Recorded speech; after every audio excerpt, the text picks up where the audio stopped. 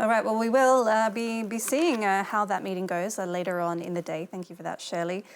We can, though, cross live to our reporter, Claire Paccalin, who's in Ramallah in the West Bank. That's where there are Palestinian families there waiting to be reunited, with some of those being released by Israel this Monday. Claire, tell us about the atmosphere where you are.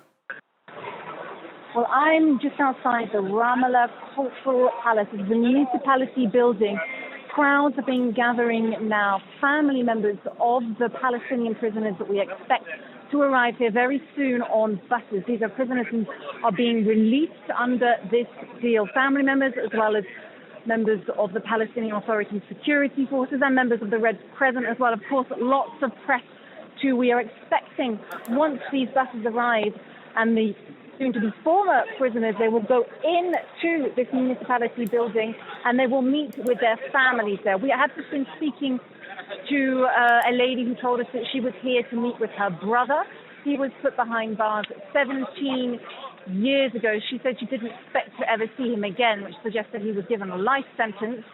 She said, of course, she was over the moon to be seeing him again shortly. She said it felt like having a fire inside. Now, to give you a recap of the 250 or so Palestinian prisoners who were regrouped at Ofer prison near Ramallah, many of them will be deported. We do not know exactly how many and where, to which countries they'll be deported to, but others will be released here today in Ramallah and others in East Jerusalem as well. And the Israeli security services have contacted the families of those prisoners, telling them, warning them not to hold celebrations.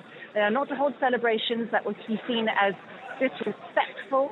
They are not to hold celebrations or do anything which could be honouring Hamas. Meanwhile, Claire, some are also returning to Gaza. Those were people detained in Gaza since October 7.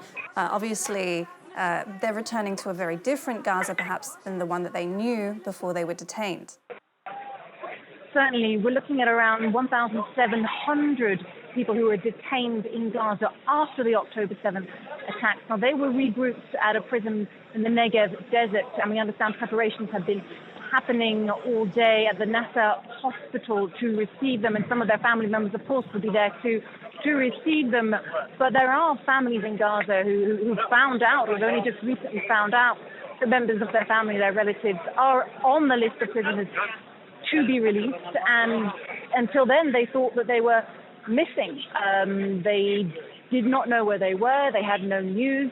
They thought they may be dead. It was 2 years of war in Gaza now, but many of those family members will be seeing their family members today, having thought that they may not ever see them again.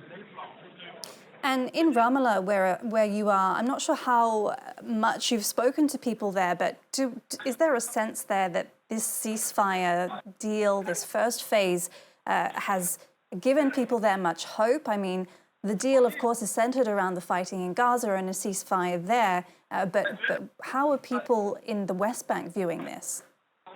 Well, certainly people in the West Bank are very pleased that the bombardments have ceased and stalled in Gaza for the moment, but it's important to remember that they have problems of their own. There is extremist violence coming from settler communities, which is making life difficult for many Palestinians in the occupied West Bank, and they'll be keeping an eye on the meeting that we'll be seeing in Sharm el-Sheikh in Egypt with the world leaders. The next steps, what happened next? Thank goodness that the bombing has ended for now in Gaza, but what's next? What's next for a Palestinian state, a future Palestinian state? And Claire, just if we can, going back to those 250 Palestinian prisoners being released, you mentioned a lot of them will be, sent to other countries. But what has been the reaction among Israelis? I mean, there's been a bit of outcry, hasn't there?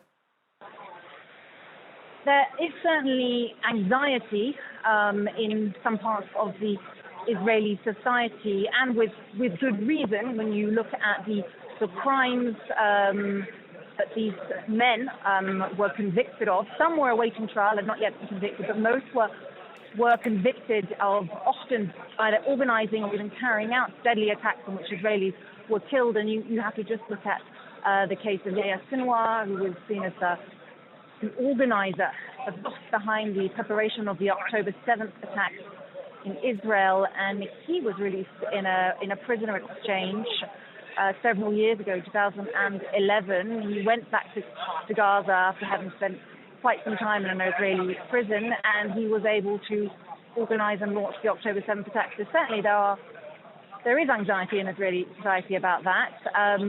But at the same time, the goal of having all of the remaining hostages home is a big win as well. And of course, you can see those images in Tel Aviv, where our correspondent is showing the joy on the streets of Tel Aviv as the hostages are finally on their way home.